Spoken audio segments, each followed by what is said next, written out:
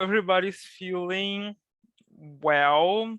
I'm Lucas, talking directly from Brazil, and I'm pleased to be here sharing this experience with you all. I want this to be a safe and warming space for us to talk, respecting each other's ideas, researches, and timing as well, ideas. And I will follow, as I said, the order established by the program, not gonna change anything. Each presenter knows already all the rules, but as Amy said on the email, nothing is too strict and everything can be adjusted. In between each presentation, we will have a 2 minutes break for us to organize questions and think about what we experienced from each presenter. I think that's ideal. Then we can write down questions, thoughts, although only in the end, all the questions will be addressed that Kai will collect for us. Um, Also, we all received the emails informing of the recordings and also encourage us to share the material we are reading during the panel in the chat. So you could do that, share the access. And you can also share the actual file or the Google Docs link if you feel comfortable in doing so. Again, nothing is strict, nothing is a rule, it's just ideas. All right, so our first panelist will be Daniel Martini from University of California, Santa Barbara, US. And his presentation is named The Beat of Woolf's Ethics, a cognitive analysis of Between the Acts. Daniel is a PhD candidate in comparative literature cognitive science at UC Santa Barbara, specializing in cognitive literary studies. His dissertation advances a theory of aesthetic affordances, supervised by Sohn S. Park with Dominique Julian, Colin Gordon, and evolutionary psychologist Leite Cosmides. Daniel is also a fellow of the Unconscious Memory Project, supported by the Nation Science Foundation, which studies the mind through literature, neuroscience, and AI. Interdisciplinary empirical research with psychologists Madeline Gross and Jonathan Schooler on avant-garde cinema, nice lettrism, and creativity forthcoming in Creativity Research Journal. Today, Daniel will present an excerpt on a working chapter from his dissertation that examines the link between the acts and what neuroscience calls entrainment, picking up on the rhythm of the text. Thank you very much, Daniel, for participating in these stages. All yours. Thank you, Lucas, and thank you, everybody. So I'll just share my slides. Just a second.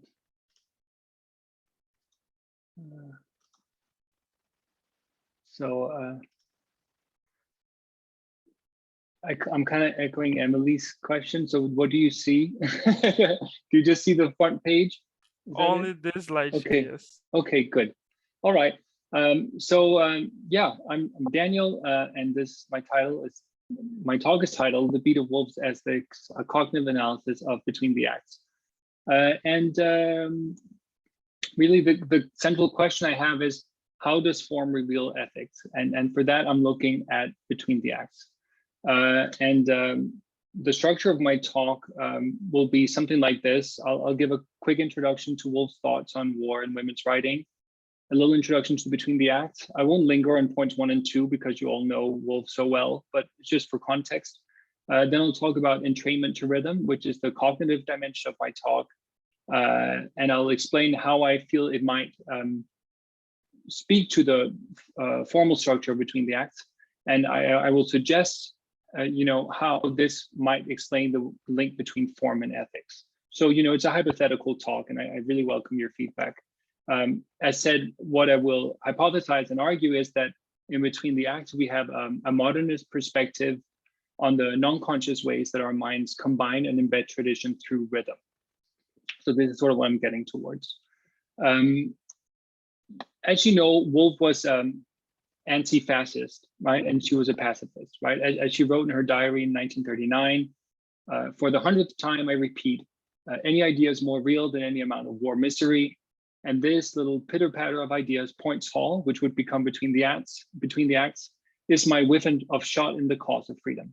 And so Woolf's attitude is very much inspired by Clive Bell and G.E. Moore, which is, you know, the tradition that artists reveal beauty, right? And if you can expose or convey beauty to an audience, right, then you will have an antidote to evil. And so the idea that art is a good in itself, basically. And to Woolf, this connects to women's writing too, right? So as she wrote in Guineas, and the same is expressed in A Room as One of One's Own, for example, right? We can best help you, men, the world, to prevent war, not by repeating your words and following your methods, but by finding new words and creating new methods. And so she also discusses, you know, the importance of uprooting what she calls the subconscious Hitlerism that we all have inside of us. And so this is the role of women's writing. But the problem for Woolf, it's not clicking. Why is it going this way? Here. The problem for Woolf is, of course, how do you communicate this, right? Because throughout her whole life, and Hermione Lee, particularly in her tome on Virginia Woolf, really makes this very clear, Woolf hated to preach, right? So how do you communicate a stance through formal innovation, but without being explicit, right? So as she wrote to Stephen Spender in 1935, here again, my hatred of preaching pops out and barks. I don't think you can get your words to come till you're almost unconscious. So again, for Woolf, there's a sense of how do you communicate in an almost invisible way, you know, a very clear ethical stance without it being preachy, right? Without overtly stating what you think. And this is what, to me, is so interesting about Between the Acts, because at the time she writes Between the Acts, she is really stepping into her own creative persona and really embracing this attitude of being the outside women writer who want to challenge the, you know, patriarchal view of life. I mean, but also particularly associated with war, right? She says in her diary 38, I'm an outsider. I will experiment with my own imagination in my own way, right? And she says she's finally found a more direct method of summarizing relations. And she says, you know, in Between the Acts, there's this perpetual variety of change, right? And we know this, it takes a verse drama, poetry, prose, notes, right? So I'm very interested because obviously her house at Tavistock Square in London had just been bombed. Her other house, Mecklenburg Square, had been bombed. So for her to have these, you know, convictions at the height of World War II, and yet it's focused on form and ethics, obviously, you know, this is what interests me. Of course, I also know at the same time she had her reservations. She didn't want to publish it, and she was upset when you know her husband and Lehman, you know, wanted to publish it. But the point is, this is the question I'm interested in. You know, the formal commitment to change at the height of World War II, right? And what this entails. And as you will all know, these are the kinds of things you have in Between the Acts, right? So it's a pageant play, and each pageant is a different empire, a story of British Empire, right? And the audience is watching this empire pageant play, and they start to, you know, follow repeat what they've heard, right? So for instance, in this section, dispersed are we, is about one of the audience members or the protagonist, followed her humming, all is over, the wave has broken, left us stranded, high and dry, single, separate on the shingle, broken is the threefold ply. Now I follow, she pushed her chair back, the man in gray was lost in the crown by the ilex. That old strumpet, she invoked Mrs. Maurice's tight flowered figure in front of her to have tea. Dodge, another audience member, remained behind. Shall I, he murmured, go or stay, slip out some other way, or follow the dispersing company? Dispersed are we, the music wailed, dispersed are we. Giles remained like a stake in the tide of the flowing company. Follow, he kicked his chair back. Whom, where? He stuck his light tennis shoes on the wood. Nowhere, anywhere, stark still he stood. So this is the kind of writing, this is so you know, characteristic of Between the Acts. And in music, this is an example of what's called a syncopated rhythm, which is you play with on-beat, off-beat constantly. It's in time, out of time. And if you listen to jazz or Stravinsky, which just examples that are usually associated with syncopation. The idea is it causes the listener to want the rhythm to be reasserted, right? Because you pick up on a rhythm and you think, oh, where did it go? I want it to be back, right? So you're more attentive towards the language, you're more attentive towards the sound, because you want this rhythm to be reestablished. And so in neurons, this is a process called entrainment. And this is sort of the technical term that interests me, or the phenomenon that interests me. So entrainment is a biological, neurological principle which explains how brains log on to rhythms. So here are the lyrics to Baby You Can Drive My Car, yeah, by the Beatles. You may or may not know it probably. And what you see here is the amplitude, and you see the envelope. The envelope is the red line that goes for each for each syllable, right? So when the brain listens to speech or music or any kind of sound, it breaks any kind of acoustic stimuli, any kind of sound, into chunks of 250 milliseconds that are 4 to 5 hertz. That is just how the brain locks on to rhythm. And it just so happens that in language, it fits precisely with the length of syllables, but it could be anything else you heard. And whatever it is, this is the level of granularity through which the brain picks up on sound. Yeah, in these patterns, this specific pattern. And what's interesting is that if you look to your left, across languages, it's the exact same phenomenon. It doesn't matter if it's Dutch or Japanese or Zulu or Polish. The 250 millisecond bracket is the bracket for every syllable, every language. So it's a biologically innate way that the brain picks up on acoustic stimuli. And what's interesting is that that pattern is also regulating circadian rhythms when you read. So the jumps your eyes make when they read is the exact same interval, 220 milliseconds. So it's a granular process. The movement of my jaw when I speak or when I listen, if I sort of read out loud, if you will, is the same pattern. Rats, the way whiskers move on rats, same pattern, 250 milliseconds. So it's a hardwired rhythm. I can go into the evolutionary context, but I won't, but it's hardwired, certainly for humans and many other animals too. This is the way we latch on to chunks of rhythm, just the way the brain works. That's the level of granularity. What's also important is that this is what drives comprehension and intelligibility.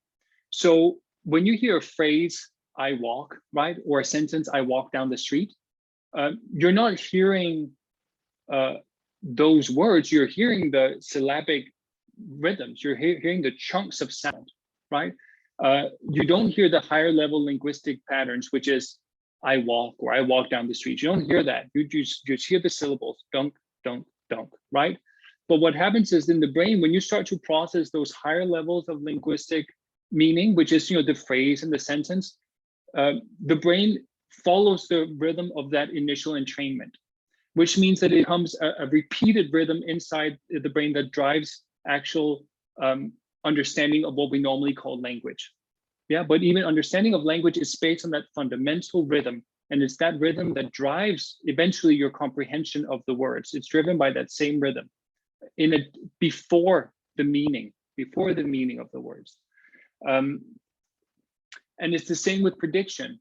If you're listening to someone speak, like the way you're listening to me talk right now, you will pick up on the rhythm of my words, you'll pick up on the rhythm of the sounds, I should clarify. And what happens is that when you pick up on that rhythm, your brain starts to predict when the next sound will come.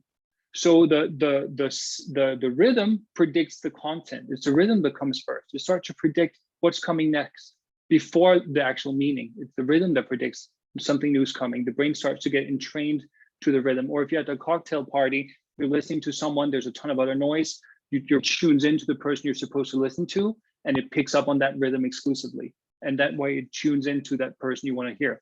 And it's the same with what's called the missing pulse phenomenon. If you're listening to a song, and the acoustic stimuli stops, the brain will keep its rhythm in the head, even though there's no sound coming, because you've latched onto it. That's just how the brain works. So some key points to bear in mind for entrainment is that entrainment describes rhythms that brains simply log on to. It's the way we're hardwired. And so it's a universal feature of our nervous systems and other species too. And it extends beyond spoken language. It's actually not about language per se. It's about perception of rhythm. And it is this rhythm that drives the intelligibility and the comprehension of what we think of as phrases and sentences. But crucially, it's internally regulated. Think of there's a missing pulse, or you start to predict what's coming next before it's even come, right? So it becomes an internally regulated rhythm. Now, so given this fact, I'm interested in, well, what is the function of Woolf strategically place rhythms in between the acts, right? Given what we know about the way rhythm works in the brain, what can we make of Woolf's choices of where she places the rhythms? So if you think back to the example I just gave, which is after the audience have watched Elizabethan yet, right? They start to speak in the pace of the Elizabethans, right? They start to mimic the pattern of the verse drama that they have heard, right? And so Woolf demonstrates this force of the rhythm, right? And the crucial thing about entrainment is it shows that the rhythm is before the language, right? The people pick up on this rhythm first and foremost. That's why they start to speak like this. Now, what's interesting to me is, of course, the purpose of Between the Acts, the ending, if you have read it, which I'm sure most of you have, right, is that the empire pageant breaks down, right? Everything breaks down, and suddenly the music that's been playing in the background gets shuffled. People have no idea what's going on. Suddenly they're not following any particular tradition. And what happens is that there is total jazz, right? So it's not clear who's speaking. Is it the audience? Is it the performers? Is it the narrator? Who's talking? And where's this music coming from? The music is totally different, right? And it's this change of rhythm which causes them to start to question what they've been watching, who they are, right? So for instance, what happens is that the tune changed, snapped, broke, jagged. Foxtrot was it, jazz? Anyhow, the rhythm kicked, reared, snapped short. What a jangle and a jingle. Well, with the means at her disposal, this is the director, Miss Latrobe, you can't ask too much. What a cackle, a cacophony. Nothing ended so abrupt and corrupt. Such an outrage, such an insult, and not plain. Very up to date, all the same. What is her game? To disrupt, jug and trot, jerk and smirk, put the finger to the nose, squint and pry, peek and spy. Oh, the irreverence of the generation which is only momentarily, thanks be the young who can't make but only break, shiver into splinters the old vision, smash to atoms what was whole. What a cackle, what a rattle, what a yaffle, as they called the woodpecker, the laughing bird that flits from tree to tree. So what I'm interested in is that the change of rhythm is what propels people to question, right? Because one thing that has been established throughout the novel is that people are catching the infection of the language, right? And people start to realize you can never speak with a voice free from old vibrations. But what happens is as the pageant comes to an end and the jazz kicks in and the music is distorted and the play breaks down too, right? Because as you'll know, the performers start to bring out mirrors to reflect the audience quite literally. So they're forced to look at themselves, right? It is this rhythmic change which causes them to say, it's like, how is this wall, right? This future, if you will, which we call perhaps miscalled civilization, to be built by ort scraps and fragments like ourselves. So the rhythm propels this change in people's minds, right? The change of rhythm. And so my hypothesis and the question I bring to you is really just, if we want to look at how form can reveal ethics, I wonder if there's a way that Woolf is using this particular formal feature of rhythm, the syllabic structure of rhythm, I should say, right, to cause us to question the power of rhythm in our lives, right? So she shows two things, I feel. She shows how minds can combine through entrainment. Think about, they all start to speak Elizabethan. You have no clue who's who, right? So they pick up and they follow the rhythm. But she also seems to suggest that if you challenge the rhythm or question the rhythm or mix it all up, right, you can achieve with what she wrote in Thoughts on Peace and an Air Raid, right? Perhaps you can free the man from the machine, right? And it's also funny, right, because it's the gramophone that's broken. So you are kind of freed from the machine at the end. So this is really my question to you and my hypothesis. I really welcome your thoughts and your comments. And thank you. And here's acknowledgements and a couple sources I'd be happy to share. that have informed my my ideas. So thanks for listening, and yeah, that's it.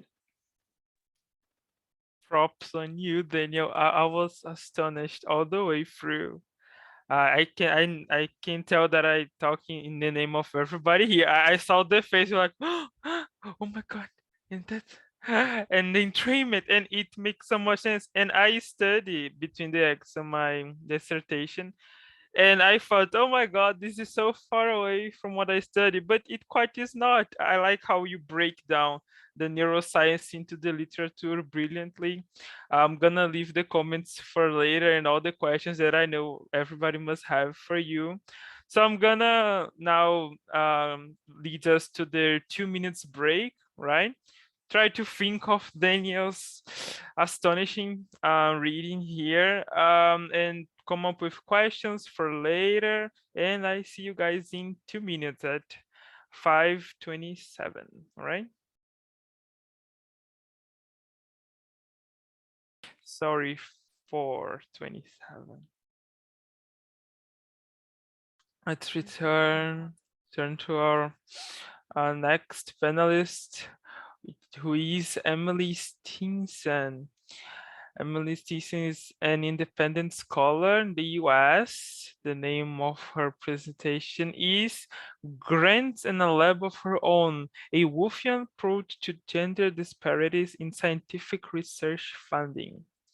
She graduated summa cum laude from the State University of New York at Fredonia in May 2021 with an honors BS in molecular genetics and minors in English and chemistry. While studying at Fredonia, she completed an independent study on Virginia Woolf with Dr. Jeanette McVicker, and have continued this passion till today. She recently finished a research fellowship at the NIH, and in the fall, she'll be attending the Jacobs School of Medicine and Biomedical Science at the University of Buffalo to obtain an MD. With her interdisciplinary background, she intends to become a physician whose work includes and extends upon the genetics basis of disease, incorporating social justice parts of long-term patient outcomes. Welcome, Emilee Stenson, and the stage is all yours. I'm highly curious about your presentation. Thank you. Okay, I'm going to share my screen. Let's see. All right. Are you guys seeing my slide? Wait, hold on. Okay, now are you guys seeing just my slide? Okay, perfect, awesome. So yes, I'm Emilee. I'm really excited to be here. This is like a crossover episode of two of my biggest passions, which are Virginia Woolf and the biomedical sciences. I obviously, you heard my background, and I'm very excited to be here. My fellowship at the NIH just ended, where I studied scleroderma, which is a skin disease in the African-American population. And I'm excited to go to medical school this fall. And I'd like to give a special thanks to Jan for all of her support over the years. So she's actually presenting at one of the other panels that's going on right now. So she's not right here.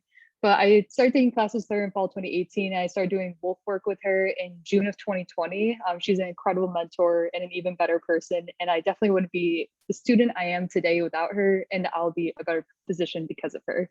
I think it's important to acknowledge our mentors and all. And before I begin, I want to have a moment of action rather than a moment of silence for the people in Buffalo who were murdered by a white supremacist in the local supermarket a few weeks ago. If you don't know, this area of Buffalo is a food desert, and while this grocery store is closed, these food banks and organizations could use some support. I'm currently in DC. I'm from Western New York, so I've been able to donate some money. If you're inclined to, here's some organizations that you can follow or donate to. And also, this list was curated by Jay Coley on Twitter. I just want to acknowledge their efforts in putting this together. If you want to screenshot, save, have at it. I can also come back to this later. So my paper was far too long to actually read to everyone, so I just kind of condensed it into a presentation. I put the full length Google Doc version in the chat. If you're inclined to, you can read it, save it, whatever. So as you can probably assume from my title, I'm going to be discussing Woolf's work and how they can be applied to the gender disparities in scientific research funding. There's both the ethical question of who gets funded in research and also how this impacts the downstream beneficiaries, which are the patients. And when we raise these ethical questions, and especially for bioethical questions, it's really important that we not only have the conversation, but we also have a method or tool to move forward and progress the field to a more equitable point. So that's my intention today. That's to provide a model for how interdisciplinary studies between the sciences, medicine, and humanities might look. I'm using Woolf because I just love her works, but I think this could be extended to a variety of other humanities fields, which includes, the arts, music, other literature, etc. So today I'm going to be taking you through these three major areas, which is the current gender disparities in scientific research funding, then 3 Guineas and its relevance to the sciences, and finally I'm going to wrap it up with the importance of interdisciplinary studies. I'm going to say right off the bat that I'm focusing on 3 Guineas, but A Room of One's Own, as well as many other Woolf works, would be fantastic models for interdisciplinary studies as well. I'm just using 3 Guineas here, and I'll probably look at the other works in the future too. So I'm going to go into part 1, and I'm assuming that most of you don't have a really strong science background. So I'm just going to take you through a few brief examples of the disparities that currently exist and how they impact patients. This is the part where I go really in depth in my writing, but less in depth here. So it's been known for some time that there are distinct disparities between male and female scientists and physicians in a multitude of different ways. You can see that here where it includes tenure, competency, funding, and more. Even though we have this knowledge, nothing has really changed over the past thousands of years in the sciences and medicine. So today I'm going to focus on the impact of gender disparities in research funding. So grants are a fundamental tool in advancing a scientist's career. Without grants, the research doesn't happen. And if you're not doing research, the scientist doesn't get promoted in the field. And having grants earlier in your career means that you get more later on. So if there's bias in how grants are distributed right off the bat, then the field as a whole suffers, and especially those who are discriminated against. So in this study, they analyzed more than 50,000 grants that were awarded to first-time PIs. If you don't know, PIs are people who run scientific labs from 2006 to 2017 to study the gender disparities in research funding and NIH grants. So as you can see, men receive larger grants on the whole as women, and there's a 24% disparity, which is a very large disparity, and especially for first-time PIs. When you're just breaking into the field, you really need that first grant to get you further. And we also see this disparity when we look at prizes, which is another way that you can measure success in the sciences. So in this study, they looked at over 600 prizes that were awarded in the biomedical sciences from 1968 to 2017. And this data that I'm showing you over here is from 2007 to 2017, where female scientists won just 27% of their prizes. That's bad, but if you're looking at 1968 to 2006, women won just 5% of the prizes. So there's a really large disparity, not only in, across time of who's getting the prizes, but there's also this really large disparity in how much money is won for these prizes. So for every dollar that a man won in a scientific prize, the women were winning 64.4 cents. So with grants and prizes, women are at a distinct disadvantage to moving forward in their careers because of these inherent biases by grant and prize committees. And at the end of the day, the people who are most victimized by this are the patients. And one way to understand this fact is the fields in which women dominate are historically underfunded for research. So in the gray up here, this is data from the American Medical Association, which lists OB-GYN and PEDS as 2 fields that are dominated by female scientists and physicians. And this bottom green part, this is data from the NIH report, which gives the absolute dollar amount that's provided to these fields for research. And as you can see here, these are 2 of the least funded fields. This calculation is from my personal analysis, so it might not be perfect, but there's no big difference. This is the gist. They're very underfunded fields. And I do have to emphasize that this isn't a causative study here. This is just a correlation, but it's not hard to make this conclusion that female scientists dominate in certain fields. And if female scientists are consistently underfunded, the patients in these fields suffer as well. So Therefore, we end up with female scientists facing barriers at every level of their career, which causes them to eventually exit the field prematurely, and this cycle continues to perpetuate. And the people who suffer the most from this are the patients. So with that in our head, I'm going to move on to this next part in the presentation, which I'm calling the second guinea for the second sex. And when we attempt to understand how these barriers were formed and continue to persist in the sciences, stepping outside of the sciences is vital in understanding the broader societal implications and historical implications as well. So here you can assume I'm diving into three guineas, and specifically the three guinea for the most part to help us understand that. And I simply could not have said it better than Virginia Woolf here. We have all, therefore, an interest in asking how that money is spent and upon whom. Where the money goes, to whom, and how much has a direct impact on life and society. And when we're considering medicine specifically, where the funding impacts the patients, this also impacts their quality of care and their livelihood.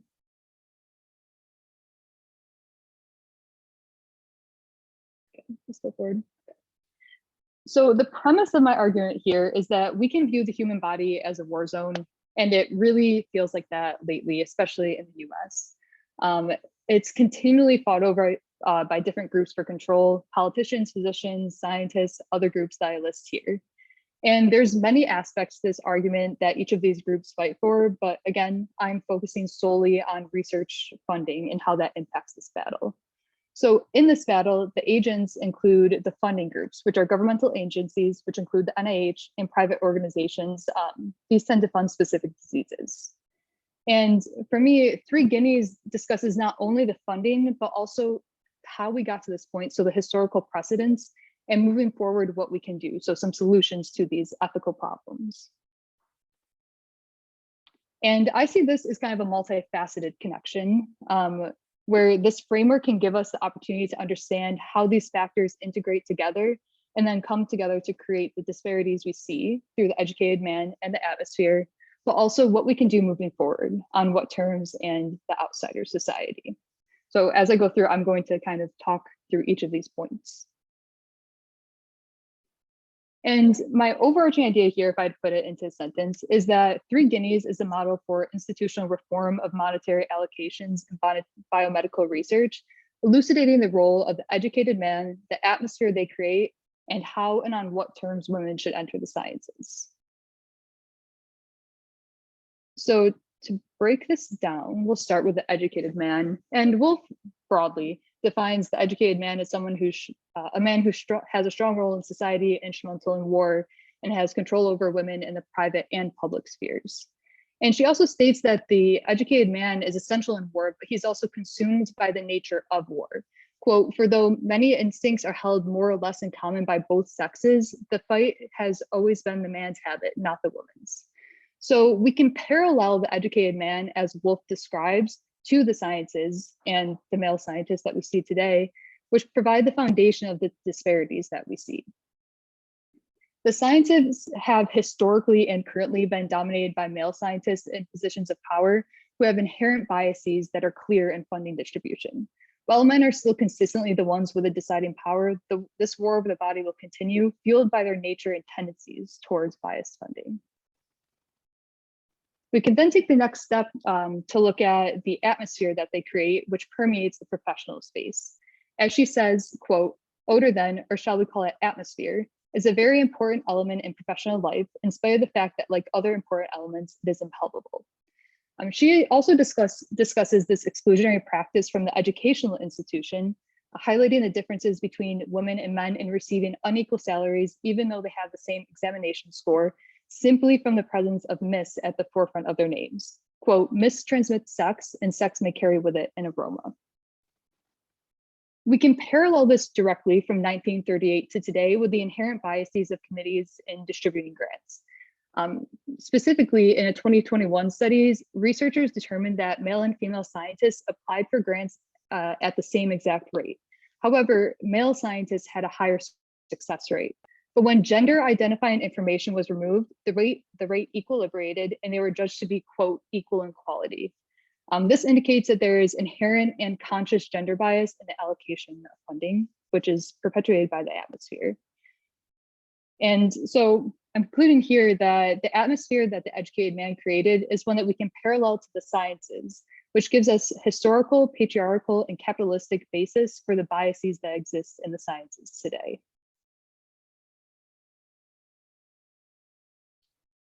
And moving forward for female scientists and physicians, the question that they always have to ask themselves is it worth it to join this field? As Woolf says, quote, "For we have to ask ourselves here and now, do we wish to join that procession or don't we? On what terms shall we join that procession?"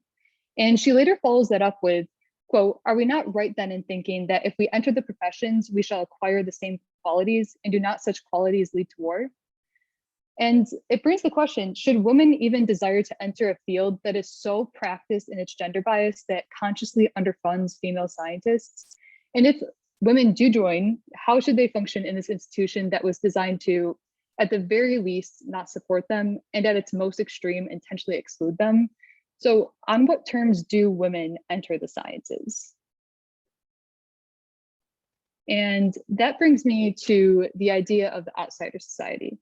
So Woolf provides many solutions to war in her in Three Guineas. I'm focusing specifically on the outsider society. And its goal is to, quote, "prevent war and ensure freedom." So she suggests that when women remove themselves from the current patriarchal running, here she was talking about just broadly the professions in the public sphere, but I'm going to talk about the sciences. When you remove yourself from the sciences, this both lessens the field as a whole through inaction, but it also provides a way to function outside of the system to move forward with a more just, equitable field. Female scientists do have the potential to break this cycle simply just by stepping outside and preventing the battles that occur over the body.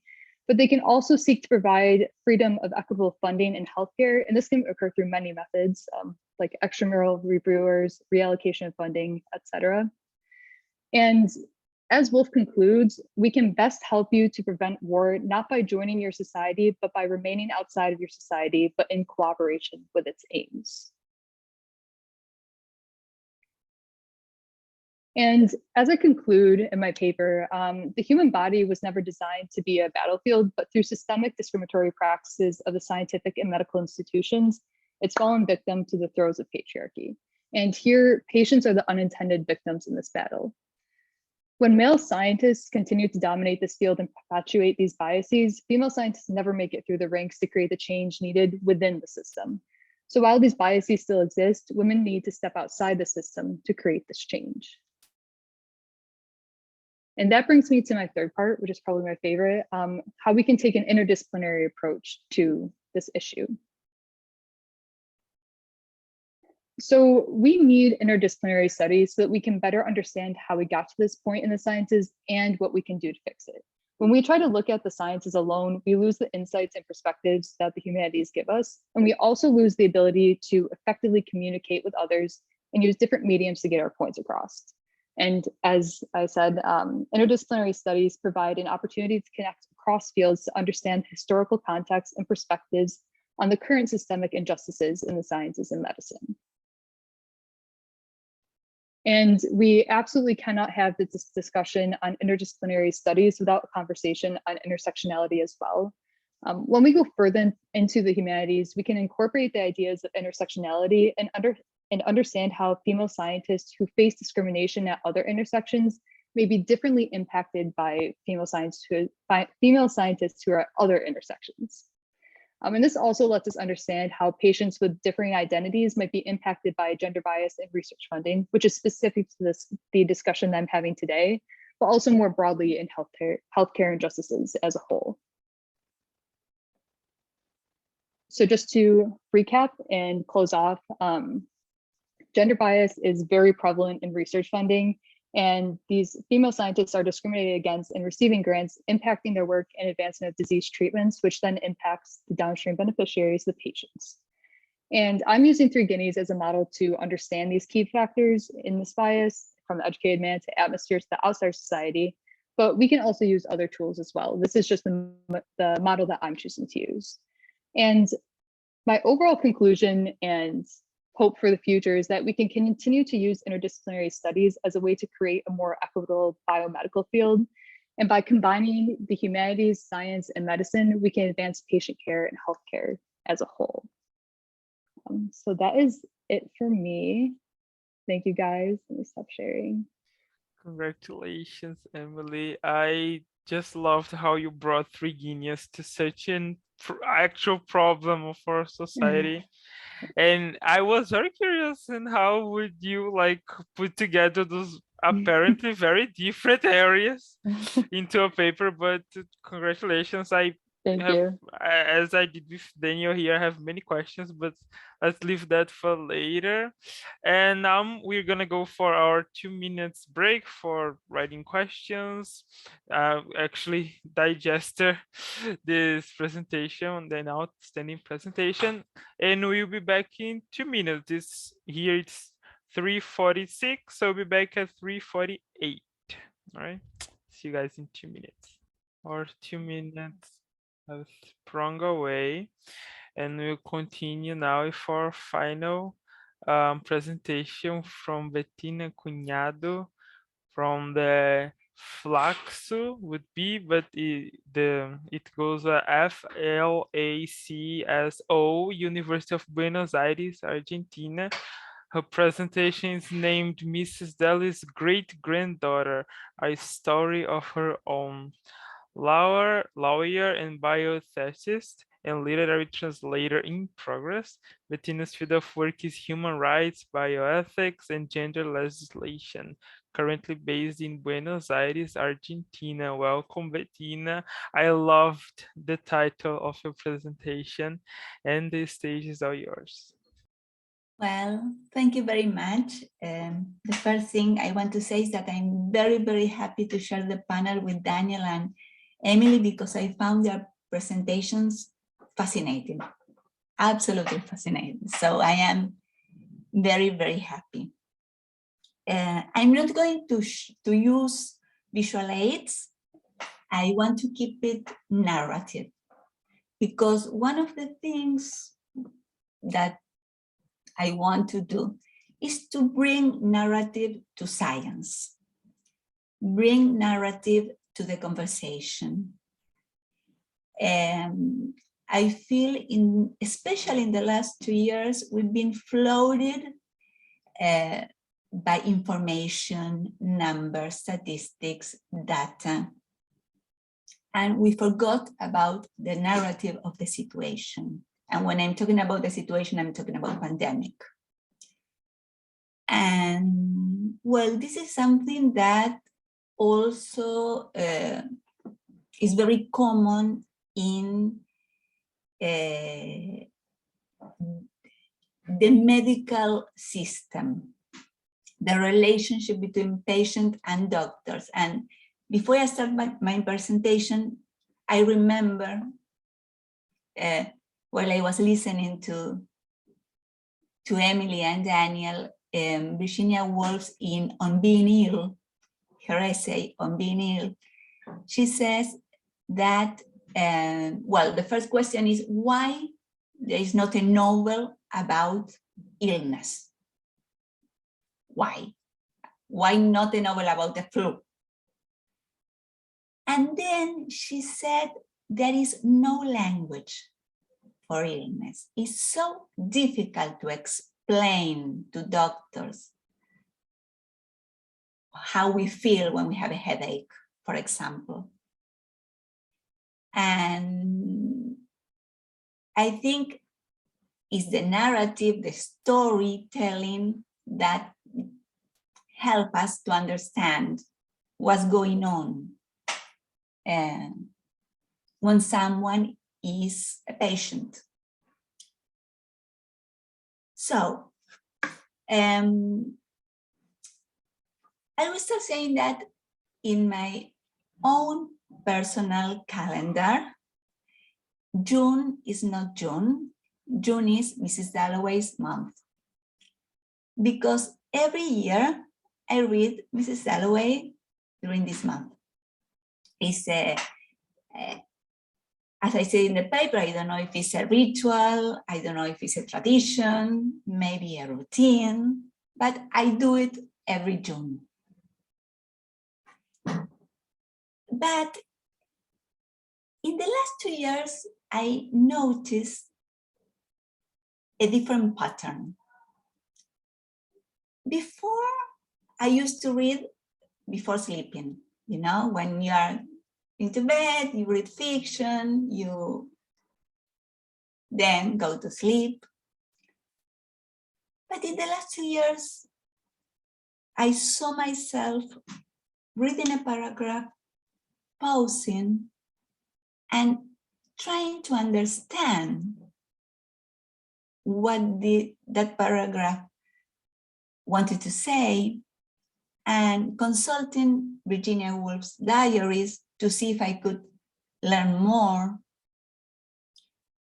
And of course, by June, by my Mrs. Dalloway's month in 2020, we knew, I mean, everybody knew that Mrs. Dalloway was a pandemic novel. There were many articles that talked about that. I mentioned a few in the paper. But when I went to her diaries, I found this entry that I'm going to read to you. On June 1923, so 99 years ago, more or less.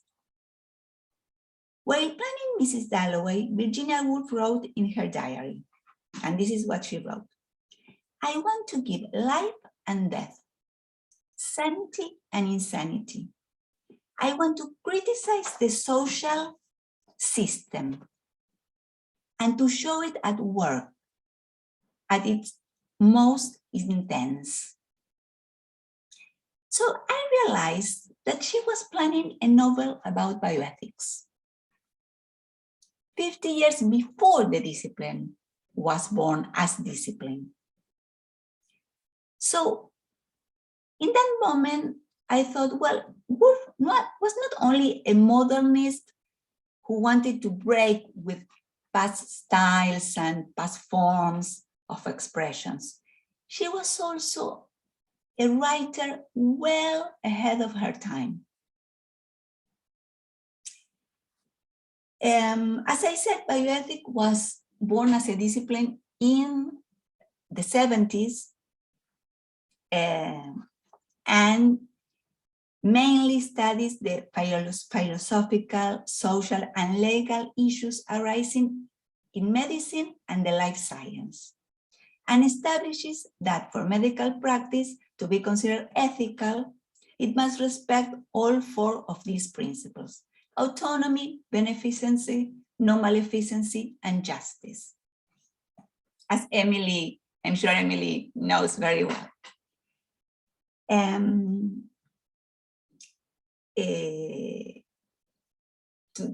To explain a little, autonomy is the possibility to decide, the capacity, the agency. The principles of beneficency and non-maleficency means basically to give a benefit to the patient and not to harm.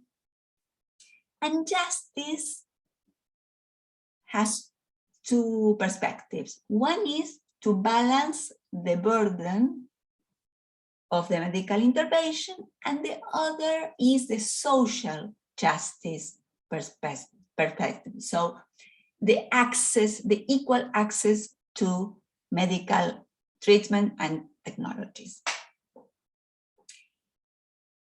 But something I want to say is, and this is related to Emilee's work, I think, is that really the origins of bioethics could be traced in the late 40s during the Nuremberg trials, because some doctors were found guilty during those trials of crimes against humanity due to their participation in cruel medical research performed in people that were prisoners in the camps.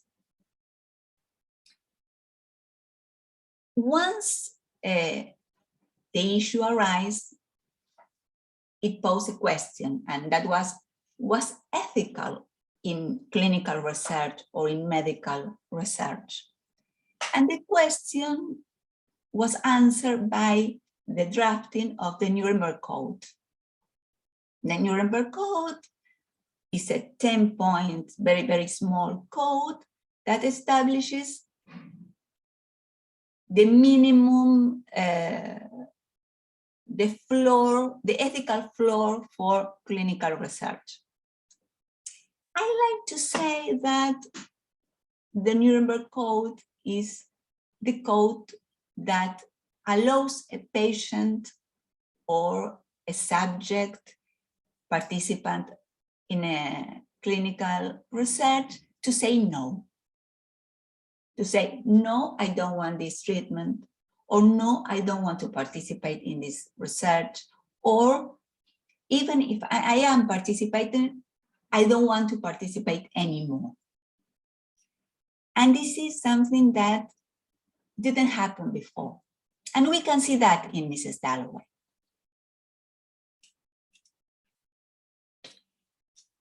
Well, so in the beginning, as I said, ethics was very much related to clinical research, but then the discipline evolved and includes other things. That this was very much related to the advance of technology. I like to say that bioethics is comprises everything between life and death, and even before life, because we have assisted reproductive techniques. So during the 70s, really, bioethics become a discipline. Going back to Virginia Woolf's plan for the novel, to give life and death, sanity and insanity, she built Mrs. Dalloway using two characters as pillars, Clarissa Dalloway and Septimus Smith.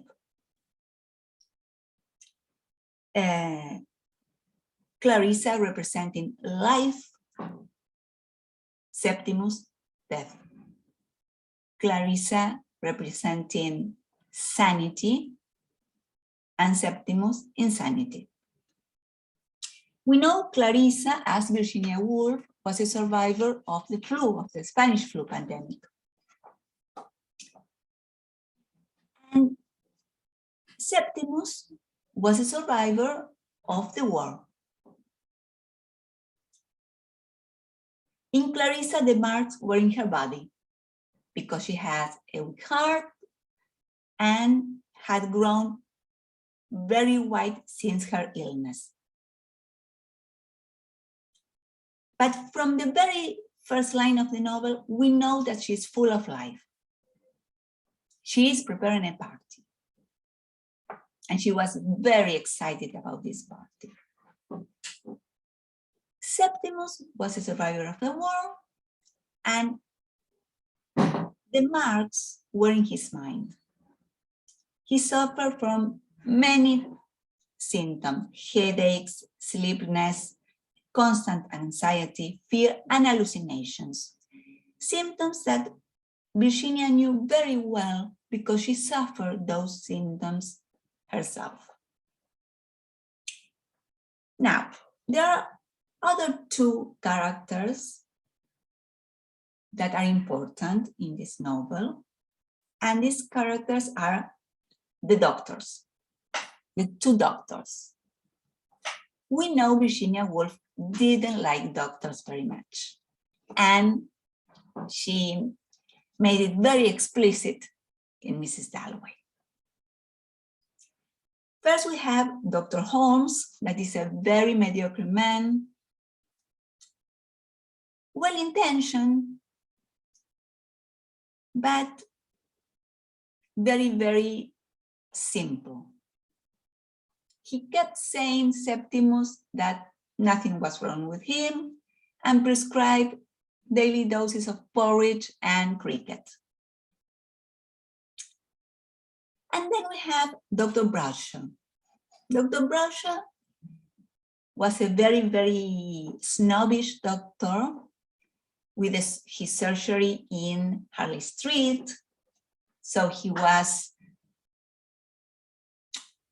a doctor, a famous doctor, we can say. And he received Septimus in his own office, while Dr. Holmes went to Septimus' home to see him. Dr. Brauscher called Septimus and his young wife to his office. And he gave a completely different diagnosis. He said that Septimus needed to be put into an institution, a home, to be taken care, to rest. And this is very interesting because we have one patient, two doctors, and two completely contradictory diagnoses. But the doctors had one thing in common. They didn't listen to Septimus. They didn't listen what he has to say. Dr. Brauscher went even further into this because he asked Septimus to leave the room to give the diagnosis to his young wife, suppressing completely Septimus as a subject. And I think that decision probably triggered the suicide. Clarissa and Septimus never crossed paths during the novel. Or they only crossed paths in the party. When Dr. Brauscher was telling her husband that a young man had killed himself. In that moment, she said, "Oh, here is death." Clearly, death was not invited to her party. Neither were Septimus or vulgar Dr. Holmes. This was a party for important people. The Prime Minister, the MPs, the privileged. But in that venue, the perfume of decadence was stronger than the fragrance of the flowers Mrs. Dalloway bought in the morning. Because in the party, they were pretending that everything was going on as normal. The empire was going on as normal. The social changes didn't happen. But the sense of decadence was there. Writing the word party close to the word privilege immediately brings me back to the present pandemic. 100 years later, very little has changed. And I thought if Woolf used a fictional character to explain gender inequality in her famous essay, A Room of One's Own, I can use a fictional character to say a few words about the management of the COVID pandemic. The management by governments, public health policies, the role of the World Health Organization, and the asymmetry of access to vaccination. And this character would be Mrs. Dalloway's great-granddaughter.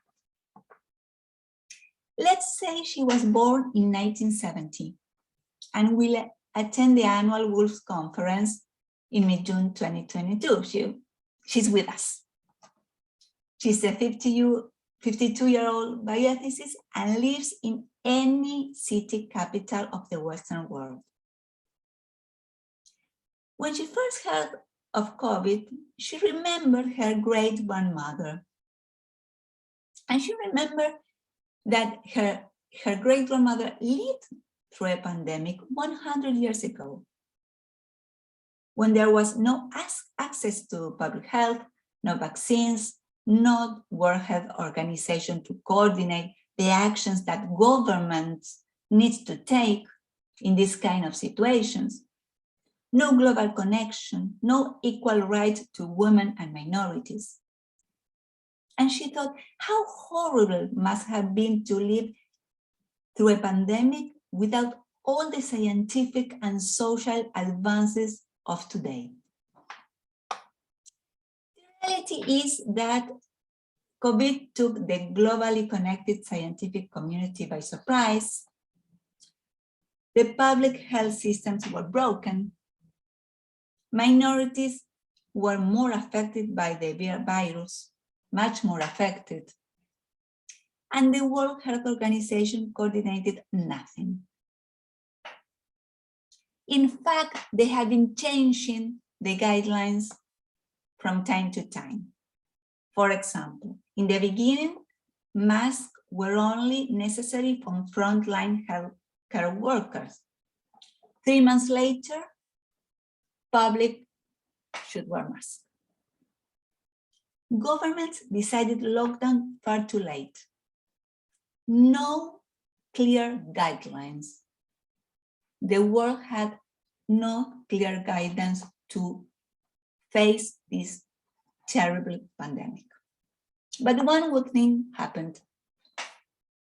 In less than a year, scientists found vaccines that received emergency approval in record time. And I want to pay attention to emergency approval and record time. But nothing is perfect, because when the time of vaccine distribution came, some countries got 10 vaccines per people. Others did not receive enough to cover their whole population, and a whole continent, Africa, got almost nothing. All these situations pose big questions for bioethics. Where is autonomy during lockdown, for example? Is it ethically acceptable, the emergency approval of a new vaccine? We know that side effects and especially serious side effects are seen not in the first stages of a research, in the fourth. So a research that probably took 10 years, in this case, took less than a year. And where is justice if there is no equal access to vaccination? And let's not forget the parties. Parties for the privilege again. While millions of people were isolated and afraid, the hospital collapsed, schools were closed, and the virus kept mutating, because viruses are very intelligent, and the only thing they want is to survive and to infect people. And of course, if there is no vaccination in Africa, they will go to Africa and they will mutate. While all this happened, some people consider themselves immune to the tragedy and not abide by the law. I started this paper with an epigraph. Thinking is my fighting, wrote Virginia Woolf in her diary on 15 May 1940. In a world at war again, once again. Time passes whether we learn the lessons or not. And as descendants of Virginia Woolf, not by blood, but by admiration and love, I know we all love Virginia, I think it should not only be our fighting, it should be also our duty. Thank you. Congratulations, Betina. I am impressed, really. And I love the that you took on the Aromophones on the style of argument of creating a character to establish your point of view. Very well. So everyone, I'm not gonna give 2 minutes for us to think. I guess we can process along with other questions so we don't skip time too much and pass the time. So I noted only one question on the chat by Ana Carolina. It was towards Daniel's. I don't know if you read, Daniel, but I'm gonna repeat here what she said. She wanted to ask if there were some of that science of the sound that could be related to the omissions of conjunctions and create a sense of urgency in the text. She's referring to between the acts, I suppose. Thank you for the question, Ana Carolina.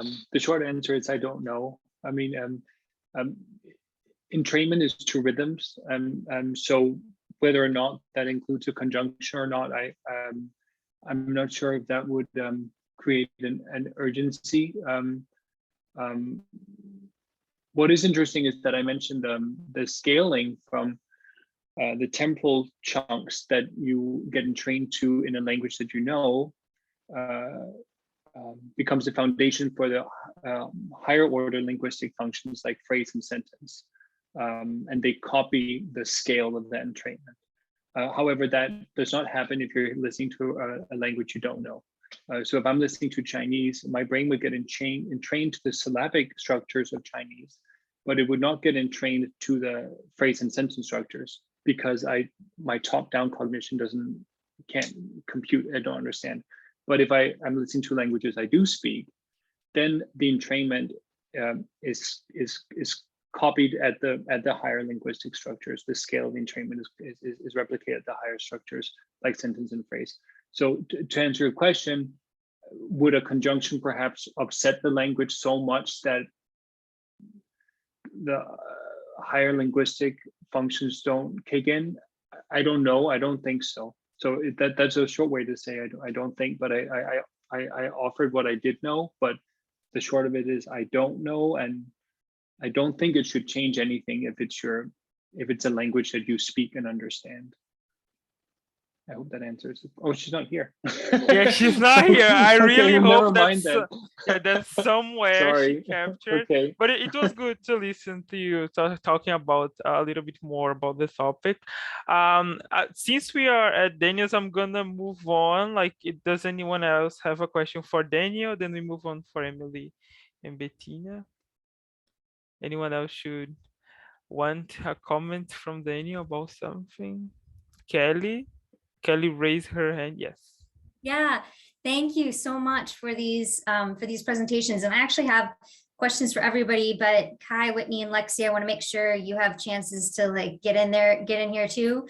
But I'll throw my first questions to both Daniel and Emilee real quick, and you can see how you want to answer them. But Daniel, to follow up on the question we were just asking, I was also interested in whether or not in some of the quotes that you chose, like the jazz quote right towards the end, and that disrupts the other tunes that they'd been following.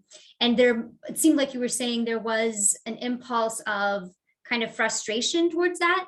But I'm also wondering, is there a more positive frisson that can happen where our minds need or find some kind of pleasure in the break from the regular monotony of an established entrainment rhythm? Like, is the break always negative, or does the break have positive connotations? And I'm thinking about between the acts in a roundtable that I'll be in tomorrow, and I chose some of the exact same quotes, and I'm thinking about collective action. And I thought it was really interesting then that you are noticing that. So I'm just curious as to whether or not in the entrainment field that is always a negative rupture, or if those kinds of disjunctures can be a positive thing. And then Emilee, I was really so excited to hear you bringing together these interdisciplinary ideas. I'm the director of environmental studies at the university where I work. And so it is very difficult to do this kind of interdisciplinary thinking.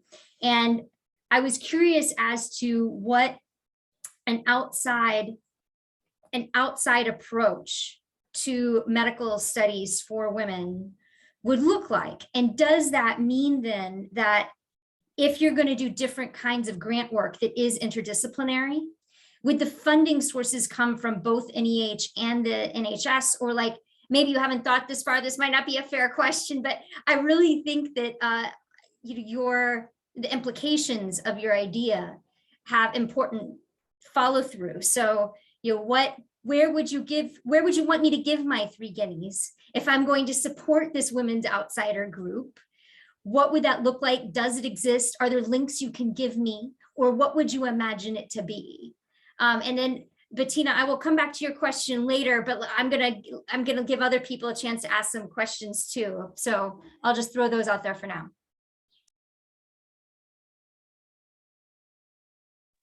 Daniel, you can go so I can come up with a cohesive answer. Okay, I'll go briefly. I think that's a great point, Kelly, and I didn't mean to say that there can't be pleasure. I think what I was going by was solely the text itself, and how upset the audience gets and how insulted they get. But I agree with you that there can certainly be pleasure in that. And I think from the perspective of entrainment, I guess on the most basic level, what the science is basically saying is that our brains are attuned to these rhythmic structures. And so, of course, you could get attuned to a different structure than the one and which will be segmented in the same way, of course, but which will have, which was like when you listen to different songs, right? Or you hear different people speak. So I don't think there's anything in entrainment that would mean that it's negative or positive. But so I was more going on the audience response, which is so negative. But yeah, I think, and I mean, ideally, I guess Woolf would, my reading is that Woolf would want us, like you said, collective action, would want us to realize that the benefits in discovering a new rhythm, right, and in listening to something different. Yeah. Okay, so I would say I'll give you, I guess, my general answer for the first part, which is the outside approach to medical studies. I think important part of that is external review boards that have a diverse demographic, because I kind of did a project on this in undergrad too, about what committees look like that pick the people to do clinical trials and that kind of thing. They're, as you can probably suspect, they're very full of white men. So I think it's important to have the people who have that diverse perspective who are making the decisions in and of itself, because at some point it's not only about like what money you're giving, it's about who is getting the money that matters as well. And so that's, I would say that for the outside approach. But where you would give your 3 guineas, I think is a great question. I think medicine is and needs to move forward towards a field that includes the communities that they treat more. So groups that really involve, I think the community are a great thing to get involved with. So if, for instance, like at my med school that I'm going to, we have several courses where we aren't just like learning in the classroom, we go out into the communities and learn from them and understand what they need, which is it's in and of itself its own form of an interdisciplinary approach to medicine.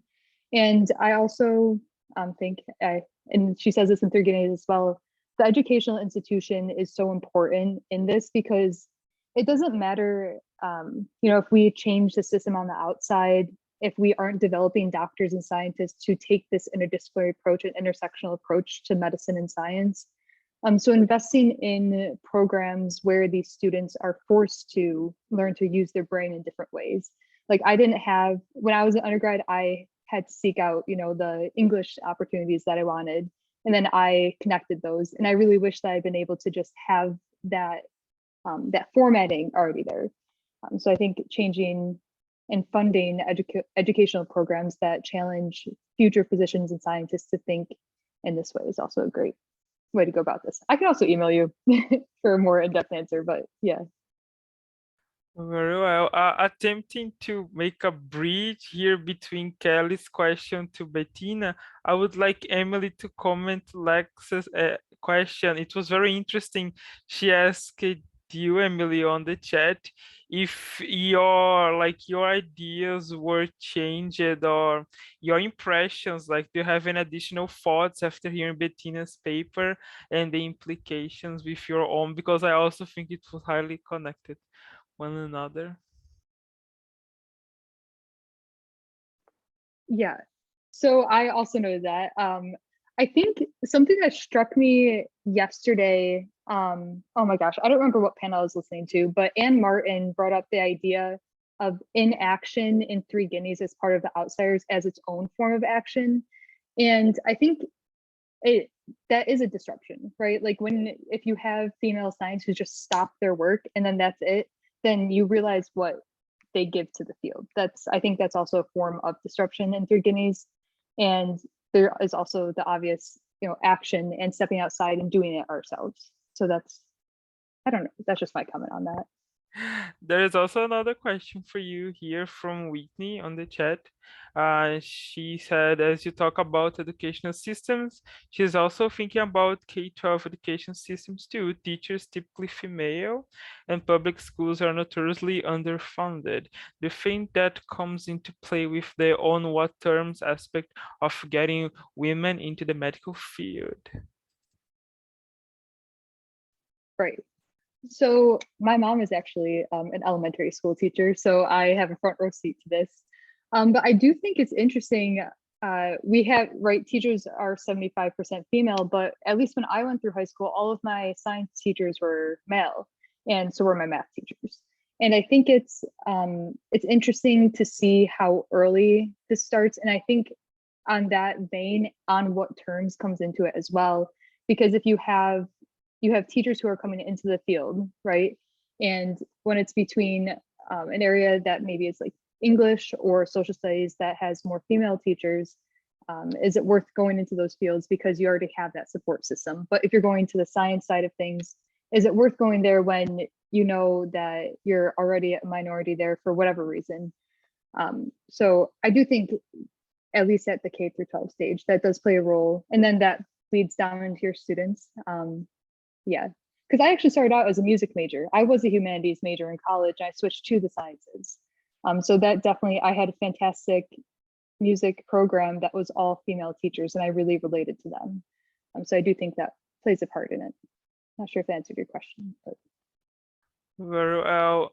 Now, Kelly, would you like to ask your question to Bettina that you said you had one? Are there any other questions though for Bettina? I know I've already spoken. I will ask if there are any others. Oh, okay. So Bettina, I was really interested in this, thinking through the dichotomies that you set up, those binaries, sanity, insanity, body, mind.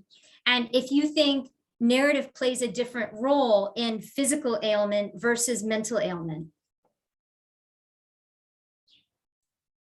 Thank you.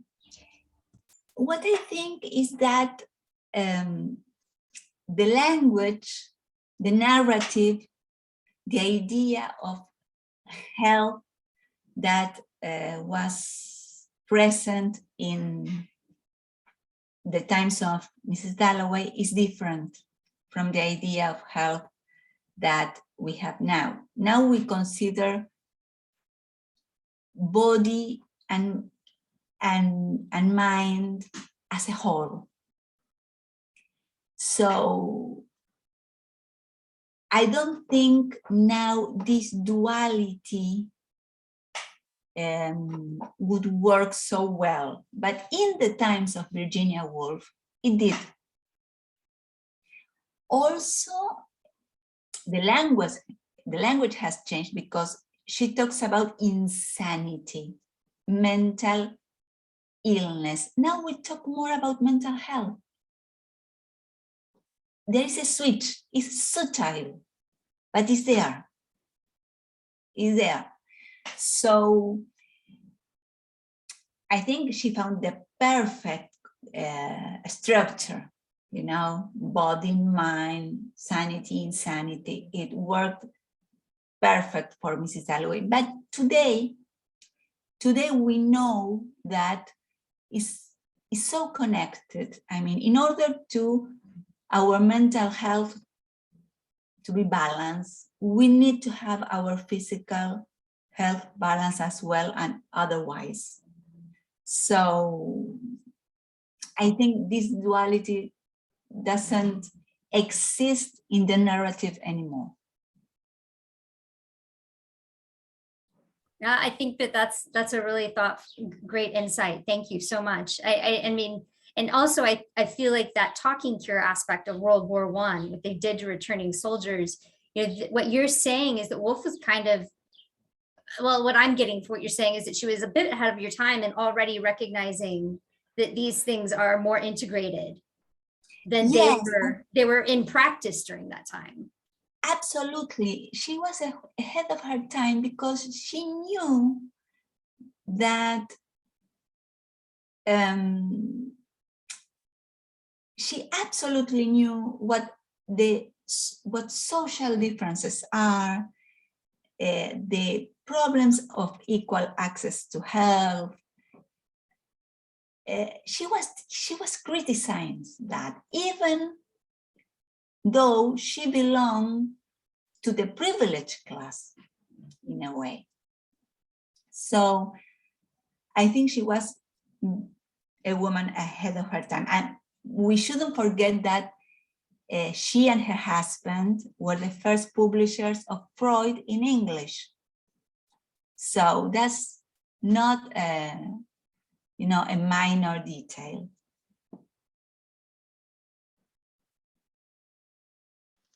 Could I just mention a connection I see? So it's not so much a question, but I love that. So what you spoke about, Emilee, to me resonates with work I've done in underserved medicine for medical humanities. And I think having listened to Betina's presentation, and I'd never before considered Mrs. Dalloway as a med hum book, but it seems to me, in kind of bridging your talk, that one way to make medical school more interdisciplinary, of course, I would propose medical humanities because I think it's very valuable. But actually, what I'm thinking is, thanks to Betina, we now have Mrs. Dalloway as a fantastic source text. And I would never have thought of Mrs. Dalloway. I mean, of course, Septimus, everyone talks about Septimus. But I mean, in terms of the actual patient-doctor interaction, I thought that was really enlightening, because I hadn't never thought of comparing the two doctors and the equally inefficient. It was a really wonderful presentation, and I just thought maybe I just see the great connection between both of your aims through Woolf. Yeah, I know we're technically done, but that actually, my paper last year for the Woolf conference was Woolf, Grief and Medicine, and I touched on time passing and To the Lighthouse and how everything, and also Mrs. Dalloway. Yeah, Mrs. Dalloway is a fantastic book for discussing mental health, obviously, but that patient-doctor interaction is really fantastic. Very well. I think we pretty much in the time here, but I want to thank you all for this amazing panel. Thank you, Kai, for being here and helping us all. It was my first time being a panel chair. Actually, I accidentally checked the box when I was applying for the Woolf conference to be a panel chair, and then I got the email. I was like terrified, but I was lucky enough to have you all here. I was freaking out, but it's all right. It's life experience. I want to thank everybody. You brought amazing contributions.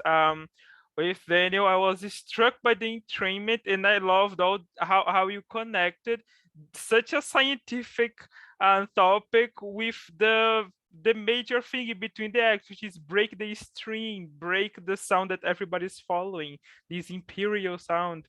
I love the Emilee's presentation. Many things came to my mind, but when you put in the slideshow, human body is a war zone, Margaret Atwood screamed at me with The Handmaid's Tale. So I was struck. Also, Professions for Women, the essay of Virginia Woolf of 1931.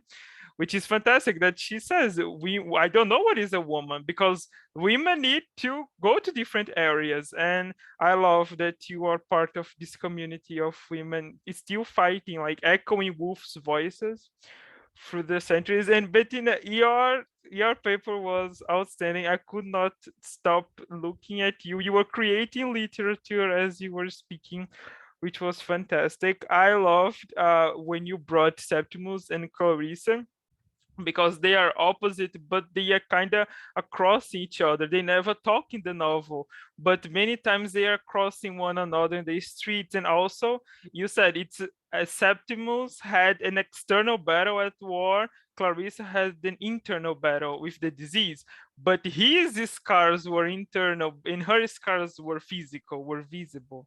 And I love how you, in the end, you became part of Virginia Woolf characters in reality. Just fantastic. I loved it very much. And I was like weirdly astonished about how the three presentations that to me was so disconnected were connected in the end. So very well, guys. Thank you very much for everything and have a nice conference, you all. Thank you, everybody. Nice to meet you. Thank you, Thank you. everybody. Bye-bye. Bye. Bye.